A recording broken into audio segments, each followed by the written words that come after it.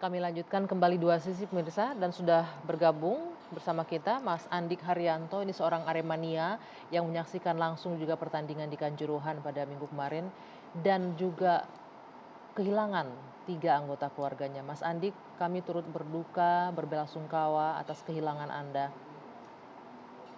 dan terima kasih sudah berkenan untuk berbagi cerita malam hari ini Mas Andik. Bisa diceritakan Iya, Mas Andik, apa iya. hal terakhir yang Anda ingat atau mungkin Anda berkomunikasi terakhir dengan istri Anda sebelum kerusuhan atau kepanikan penonton terjadi malam hari itu, Mas Andi? Ya, karena ini gas air mata itu, Mhm. saya jadi bisa nggak inget lah. Jadi waktu itu saya kan pegang anak saya yang kecil, Ya. pegang anak saya yang kecil, mata saya juga udah perih, ngalir terus. Jadi saya dapat jalan juga nggak inget saya itu lemparin anak saya yang kecil itu ke bawah, Hmm. terus saya loncat ke bawah, baru lari ke medis itu. Sementara istri dan 2 anak Anda yang lain posisinya di mana? Posisinya di dalam tribun 13 itu. Mhm. Terpisah berarti ya? Itu terpisah Iya, ya? Oke. Ini foto terakhir Mas Andik ya, mungkin kalau ada monitor ini adalah foto terakhir Mas Andik beserta istri dan 2 orang anak gadisnya ya. iya, Betul. Nah kemudian akhirnya Anda melemparkan anak Anda yang paling kecil ini ke bagian bawah. iya ke Hingga bawah. akhirnya bisa keluar gimana Mas Andik ceritanya? Sambil menggendong anak yang paling kecil berarti ya? Waktu itu ini masih tim medis juga masih ada 1 2 orang. Yang pertama lah istilahnya. Mhm. Nggak lama lagi 10 menit lagi udah banyak banget itu orang yang dibopong, gendong dibawa ke medis itu udah nggak muat lah tempat di situ. Mas, Ponakan saya juga itu 10 menitan itu udah dibopong 2,5 jam meninggal dia. nah, Kalau anak sama istri saya, anak saya ketemunya di Kanjuruhan di bawah BIP itu di lorong. Kalau istri saya di rumah sakit Wafa, ketemunya jam setengah 2. oke, tapi sebelumnya Anda sebelum mengetahui istri Anda di rumah sakit, Anda sempat berupaya mencari ya di lapangan saat itu ya di stadion ya? Iya, Nah, sampai di situ tinggal sedikit lah yang meninggal juga udah nggak ada. Sudah dibawa ke RSUD Panjen sama Wafa waktu itu masih rumah sakit 2 itu yang dibawa ke situ. nah, akhirnya Mas Andik bisa keluar selamat bersama anak balitanya. Bagaimana Mas Andik? Karena itu kan saya tidak bisa membayangkan. Orang pasti panik luar biasa, semuanya berpacu ingin keluar dari stadion. Anda bisa keluar seperti apa? Itu seingat saya itu jatuhin anak saya ke bawah itu kan itu saya tempat saya turun itu kira-kira 1 meter itu yang di bawah itu darurat itu Mhm, pintu 1 meter persegi kalau nggak salah itu. mhm, Di situ ya berebut berebut ingin keluar. mhm. Itu posisi pintu Anda ingat nggak dikunci atau sudah terbuka sebelumnya? Waktu itu pintu yang 1 meter itu kebuka, Oke. ditendang apa gimana, pokoknya posisinya dibuka. Cuman pintunya kan kecil itu 1 meter Mhm. persegi kalau nggak salah itu pintu besi yang di bawah itu. Pintu itu kan nggak ada tangganya apa, Ya. kira-kira tingginya 2 meter kalau nggak salah. Jadi kita harus loncat di situ. Nah, untuk anak balita Anda sendiri ketika dilemparkan sekarang kondisinya gimana Mas Andik? Alhamdulillah baik, masih sehat. Oke. Nggak ada bekas-bekasnya, nggak ada. Alhamdulillah ya kondisinya sehat Iya, walafiat. Kini hanya tinggal Anda dan anak Anda berarti ya Mas Andik ya? iya. Oke. Dan setelah Anda berhasil keluar, apa yang Anda saksikan? Masih sempat bertahan di sana atau langsung pergi meninggalkan lokasi? Bertahan lama itu sampai jam satuan kalau nggak salah saya. Mhm. Masih Nyariin istri saya itu. masih berusaha mencari istri Anda ya. Iya. Saat Anda bertahan menunggu sampai jam 1 itu Mas Andik, apa yang Anda lihat di sana Mas Andik? Wah, banyak sekali orang yang meninggal, yang luka-luka, yang nangis, yang teriak-teriak, yang marah-marah sama aparat, banyak banget tuh ya, besi-besi nggak, saya keluar itu baru tahu ada yang bakar-bakar, itu baru tahu keluar itu. Oke. Nah, tadi Anda bilang akhirnya Anda sempat menemukan anak Anda yang perempuan berdua, di mana posisinya, Mas?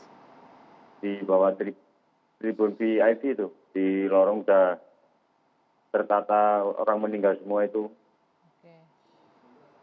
Oke, dan baru jam 2 Anda mengetahui istri Anda di rumah sakit begitu ya? Iya, Oke, Mas Andik, sekarang kita tahu ada banyak kehilangan, banyak duka di sana, dan Anda adalah supporter bola, supporter Aremania. Bagaimana Anda melihat sekarang pertandingan sepak bola? Sekarang kan juga ada wacana ini dihentikan pertandingannya. Kalau Anda sendiri inginnya seperti apa? Harapannya seperti apa, Mas Andi? ya harapan saya ya buat pelajaran lah, sama ya cukup keluarga saya aja yang jadi beban beginian, itu aja. Oke, sekarang pertandingan liga ini dihentikan dan sudah ada tersangka 6 orang. Bagaimana Anda melihat ini, Mas Andik? Ya gimana ya, saya masih kayak trauma kalau lihat itu. Jadi tidak ada keinginan lagi untuk nonton bola ya Iya, sepertinya. iya. Oke. Anak Anda kondisinya bagaimana sekarang, Mas? Alhamdulillah ini sehat. Di usia segitu pasti sedang dekat-dekatnya dengan ibunya ya, Mas Andik ya? Iya, mas saya jarang banget. Dan mereka belum, anak Anda juga belum mengerti barangkali ya dengan kondisi Iya, yang dihadapi sekarang. belum ngerti sama sekali. Oke, baik. Mas Andik, terima kasih. Oke, Mas Farhan, Mas Budi, ini salah satu potret ya. Ada 131 orang yang meninggal dunia. Ada banyak keluarga yang kehilangan. Ada yang Ya. kehilangan ibu, kehilangan anak, kehilangan istri. Kalau kita lihat Mas Andik bahkan udah trauma, nggak mau lagi menyaksikan pertandingan.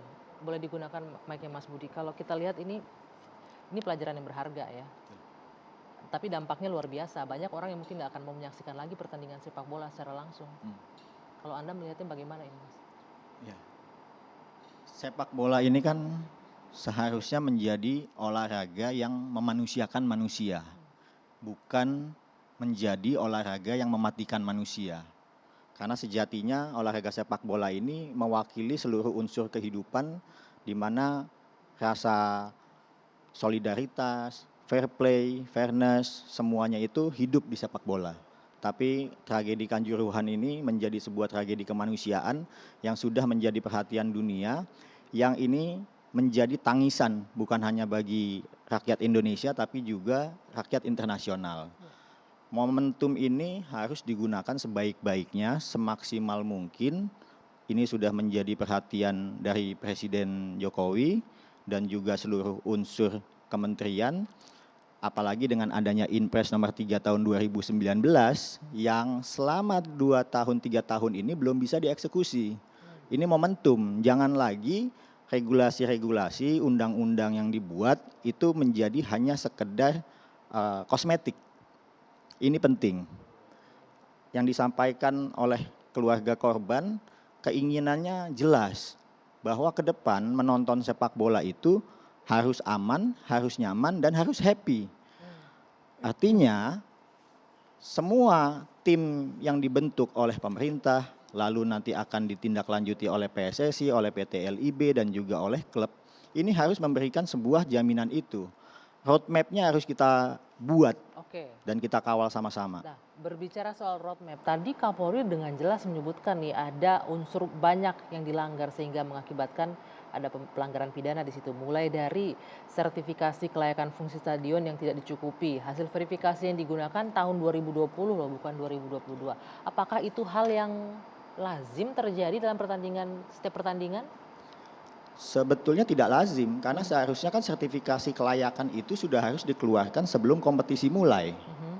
Karena kan sejatinya sebelum kompetisi mulai itu tim verifikasi dari licensing club itu keliling ke semua klub untuk mengadvokasi untuk memverifikasi kelayakan dokumen dan kelayakan infrastruktur yang itu diterbitkan dalam managers meeting. Ini layak, ini enggak. Nah, yang juga paling penting tadi tidak ada dibuat roadmap keselamatan, tidak ada penilaian resiko, tidak dibuat loh itu. Padahal ini pertandingan dengan tahu masanya cukup besar, over capacity malahan terjadi di situ. Ini yang mengawasi siapa biasanya sampai ini bisa berjalan tanpa memenuhi kelengkapan-kelengkapan yang seharusnya ada? Bicara soal regulasi, tentunya regulasi PT Liga Indonesia mengenai pertandingan itu yaitu menjadi kewenangannya PT LIB. Lalu ada yang namanya tim licensing, yang ini menjadi tim operasional untuk menjalankan pengawasan verifikasi itu. Oke, artinya bisa Hasil tim dibilang ini licensing tidak itu, diawasi dong. Ketika ini bertanding, pengawasan nggak jalan berarti ya? ya kelihatannya sih itu nggak diterbitkan aja menurut saya udah fatal. Artinya kan berarti tim licensing nggak bekerja dengan baik. Oke. Artinya tidak dimonitoring juga oleh PT Liga dan juga LIB. Oke, Om Farhan, ini Ya. sebagai mantan manajer nih ya, kan pertandingan-pertandingan sudah sering berlangsung. Ketika ini berarti pengawasan dari licensing PSSI nggak jalan kalau kata Mas Budi tadi. Kalau kita lihat seperti ini Nggak fakta akan bisa ditemukan, jalan. nggak akan bisa jalan. Nggak Kenapa? akan pernah bisa jalan. Artinya setiap pertandingan Kecuali ini nggak di dipenuhi Kabupaten begitu. Gianyar. Kenapa? Karena Bupati Gianyar berani menyerahkan pengelolaan Stadion Kapten Dipta ke klub yang home base-nya di stadion tersebut. Sehingga klub tersebut melakukan upaya-upaya funding sesuai hukum ya, untuk kemudian membangun semua infrastruktur stadion tersebut. Pintu elektronik, penjagaan, semuanya milik klub. Kenapa? Karena investasinya nggak percuma. Oke. Bayangkan begini, Anda nyewa rumah saya, sehari doang nyewanya. Tapi udah gitu saya minta Anda untuk pasang CCTV segala macam, mau nggak? Mau lah ya. Nggak mau Sama, saya pakai tidak stadion. ada satupun stadion di Indonesia kecuali di Gianyar, Bali, yang dikelola oleh klub. Klub hanya bayar sewa. Ketika klub bayar sewa dan harus memenuhi semua standar licensing, dia harus investasi. Mau nggak klub investasi terhadap stadion yang cuma disewa 1 hari? Oke, itu keberatan dari klub ya. Nah, tapi Nggak akan ada yang permasalahannya- sanggup, Mbak. Nah, tapi permasalahannya siapa yang harus memenuhi itu kalau memang tidak klub nggak mengelola, berarti Pemprov. Maka harusnya. gini, setiap pemerintah daerah harus berani bikin terobosan seperti Kabupaten Gianyar. Berani menyerahkan pengelolaan klub. Betul, pengelolaan stadion memang kepada harus klub. ada Harus seperti itu. dasar hukumnya. Oke. Dasar hukumnya adalah peraturan untuk pengelolaan barang milik daerah dan barang milik negara. Itu ada aturannya. Nah, sebentar sebelum ke sana, ini tadi kan security officer misalnya disebutkan oleh Kapolri karena tidak membuat penilaian resiko. Ini harusnya gimana nih? Ya sama, persis. Ketika kan gini, kita itu sebagai panpel pasti dikasih daftar yang panjang sekali. Dan minimal 3 hari sebelumnya itu ada technical meeting. Itu membahasnya sampai detail loh. Kita sampai bahasnya gini, misalnya nih ya di absen nih. Mana petugas damkar? Ada berapa orang? 1 orang. Enggak, kita butuh 20 orang. Bener enggak kamu ada 20 orang? Maka secara faktual mereka mesti mendatangkan 20 orang tersebut. Atau paling tidak menghadirkan ini loh foto-fotonya, orang-orangnya, identifikasinya betul apa enggak gitu. Itu sampai sedetail itu. Nah, Tetapi kenyataannya adalah kita nggak bisa tuh menempatkan tim pemadam kebakaran. Nah, oke sebentar Mas Farhan. Ini jadi sangat apa ya namanya? Sangat berbahaya dong kalau setiap pertandingan semua itu tidak dipenuhi dan tidak ada yang mengawasi pula berarti selama Iya, ini. jadi artinya pemenuhan yang dilakukan itu hanya pemenuhan administratif. Karena secara kenyataan gini, kalaupun saya klub kaya raya, oke deh saya nyewa sehari. Sehari itu antara 25 sampai 120 juta tergantung stadionnya. Saya pasangin CCTV, gitu ya. Tapi ada beberapa daerah yang kemudian punya perda yang mengatakan perda tersebut tidak boleh melakukan perubahan fisik terhadap stadion. Oke, jadi serba salah juga ya. Iya betul. Nah jadi artinya apa? Saya nggak tahu kepres percepatan sepak bola Indonesia ini apakah memasukkan nggak secara detail tentang hal itu. Tentang pengelolaan stadion. Betul. Ya? Oke. Karena untuk mengalihkan pengelolaan itu perlu jalan birokrasi yang panjang. Nah, Artinya begini dong, ini sangat berbahaya sekali dong kalau seperti ini kondisinya, setiap pertandingan nggak dipenuhin semua. Pertanyaannya, siapa yang bertanggung jawab mengawasi ini Nah, untuk berjalan sesuai mengawasinya aturan? Nanti dijawab Oke, sebentar lagi ya. Kita jeda dulu, dua sisi kembali sesaat lagi.